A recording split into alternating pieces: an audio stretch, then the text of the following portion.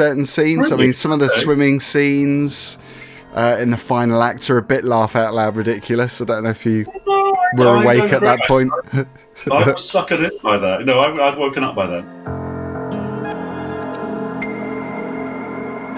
Welcome back to Boys on Film. Today we're talking about a survival thriller which is called Something in the Water.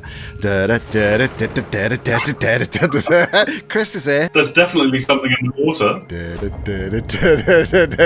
Sorry, such a child. Are you going to do that thing where you pretend to go downstairs next as well? I mean, that's the thing you're going to do next. Yeah, because we were doing that, weren't we? Because I should say to everyone watching, we have just done a DJ gig at the Royal Vauxhall Tavern, which was fabulous. Another bank holiday Sunday night there. Yeah, it was good. Good to see you. We had fun. Back to the film. Let's talk about Something in the Water. Now, you've just seen this, so it's fresh in your memory, isn't it? Yes, I have just watched it. And, in the kind of... one of the big themes of it is kind of... sort of post-stress disorder, post-traumatic stress disorder, and I do feel a little bit like that after watching it, to be honest. So yeah, no, I literally just finished. So it follows Meg, who attends an old friend Lizzie's dream destination wedding in the Caribbean with her ex-partner Kayla and Ruth and Cam. Ruth and Cam are friends. It, was obviously one of those survival thrillers, but it didn't just kind of zone in on what was the threat. It was kind of like a friendship and relationship movie and quite reflective, and I think it had a bit more depth compared to some of the other survival thrillers that are out there, and some of it did make me lol as well, which is good. Yeah, I mean, look, to be absolutely honest, it's not a million miles away from quite a lot of those other being lost at sea where there's sharks circling you type films, and there's several of those now, and some of them are better than others. And Sharknado. Yeah, modern classic, obviously. But it's a bit of a sort of thing, isn't it? People going out to sea and getting circled by sharks and attacking and blah blah blah. What I think was quite good about this film is that it kind of accepts that is the genre. It accepts that is what's going to happen, and it just lays all that out. But what you're right about is that there's some stuff around it which makes it a slightly different film as well. It's definitely got a lot more going on in terms of a plot and in terms of characters and all that kind of stuff than your regular stranded at sea being circled by sharks type movie. So yeah, definitely a lot more going on. Yeah, I mean, this boat trip definitely goes wrong, but it's not just the shark that makes it go wrong. It's the relationships and the friendships. Like I say, one of the friends did make me lol quite a bit because she was so selfish and all she wanted to do was get back for the wedding, and she was thinking about all the food that was prepared and all the money she'd spent. When she was reeling off the menu, I was like, and this is totally irrational, I get this, but I was like, don't talk about fish and seafood when you're being circled by a shark. And I know that's completely irrational, but I was like, the shark's going to hear you talking about his seafood friends and he's going to want revenge, so stop doing that. Really stupid. But, yes, she was kind of funny, that one. She's definitely the comedy character. Yeah. And which it kind of needs, because otherwise it's going to be a real gloom fest. So yeah, absolutely, yeah. Because I think if it is all trauma and doom and gloom, I think these type of films, when they are like that and you don't have that brightness, it feels like there's no way out, and you just feel like you just want the film to end. But I didn't with this, and also I have to say it's not a huge running time either. Also, diverse characters too. I mean, it starts off with the explanation backstory of these two girls' relationship and some homophobic bullying, and there's a gay bashing, which was quite traumatic way to start the film. And I wasn't expecting that, because I thought it was just going to go straight into the shark, to be honest. I know, quite. I was like, where's the tropical destination? Why are we in a train station covered in graffiti? What is going on here? So, yeah, really interesting way to set the story up. And as you say, to give that gateway into the characters and their history and why it might be difficult for them to spend time together, which becomes a kind of a thing in the film. It becomes a really important thing. So, yeah, I really liked the way it started with that kind of pretty foreboding kind of first sort of section, and then kind of flips into the kind of paradise thing, and you think, oh, okay, yeah, you do go a bit, oh, great, okay, her life's going to be better now, she's in paradise, and then you remember you're watching a shark film. The hotel bit being punctuated by the S Club 7 routine. I mean, we obviously at Boys on Film, we have to talk about dance routines when they occur in films, because that is what we're here for. And the S Club. But do we have to talk about S Club 7 though?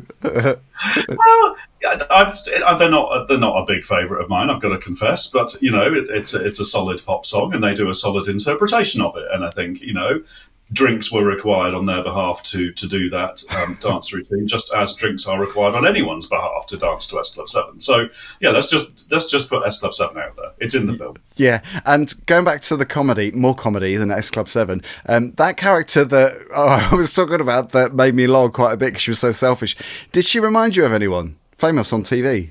Yeah. Oh, I thought you were going to say, does she remind me of you? No,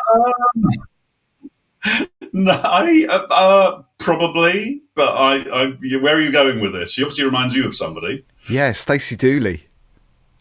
Oh, okay. No, I didn't get that. I'm not saying, not suggesting that Stacey Dooley is, self-centered and greedy and money-orientated, but she did remind me of her. I don't know whether that was just because she looked like her. Yeah, it must have been, I suppose, just the looks. Maybe. Yeah, she's an important anchor in it, I think. Excuse the pun, because you do need you need someone to kind of slightly hate and who's a bit shallow and blah blah blah because of all the other stuff that's going on. Yeah, look, I don't know about you, but I get a bit kind of agoraphobic in these films. I get a bit like when you see all that kind of expanse of water. And you feel and you start to sympathise and empathise with the characters about how they just have this feeling of being lost and how, they're not going to get rescued and they're just out in the middle of the sea. I got a real sense of that from the cinematography. I felt that. There are many moments in this film where you're just kind of gripping the armchair, just kind of going, or the arm of the sofa, or whatever it is that you happen to be sitting on. Other seating methods are available. And, you're gripped by it. There's tension in there. And as you say, it doesn't draw it out too long. I quite like the compact running time. There's enough space and time for a couple of little twists as well, which is always really fun. And the water scenes are well done.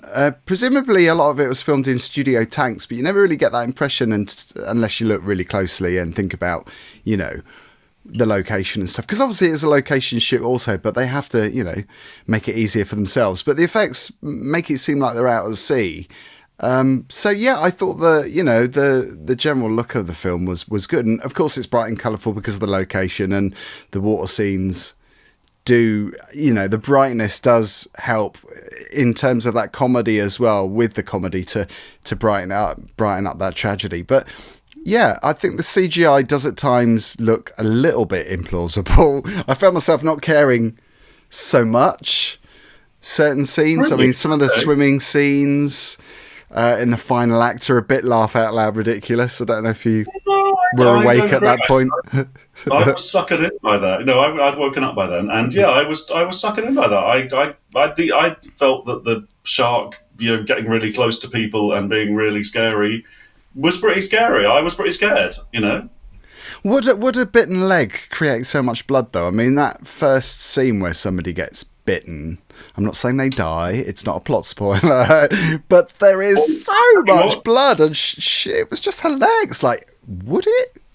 I'll tell you what we'll do. The next time we're at the Royal Vauxhall Tavern, we will conduct an experiment. I will bite your leg in the DJ booth, and we'll just see how long it takes. I don't think that's going to happen, is it? I mean, yeah, I think blood in water reacts slightly differently, doesn't it? And there's obviously quite a lot of blood in water, and yet it spreads. And at various times, you kind of go, "Oh, okay, how much?" That was like a few drops, and how is that suddenly spreading so far? But I think that's underlining the point that sharks are very sensitive to blood in the sea when they see it. Scientific fact. And I think that that's the visual manifestation of that, isn't it? So I didn't find it particularly implausible, I have to say. I mean, the slight implausibility for me was the woman who complains all the time, complaining that she can't swim, and actually getting over her fear of not being able to swim really quite quickly and just bobbing around.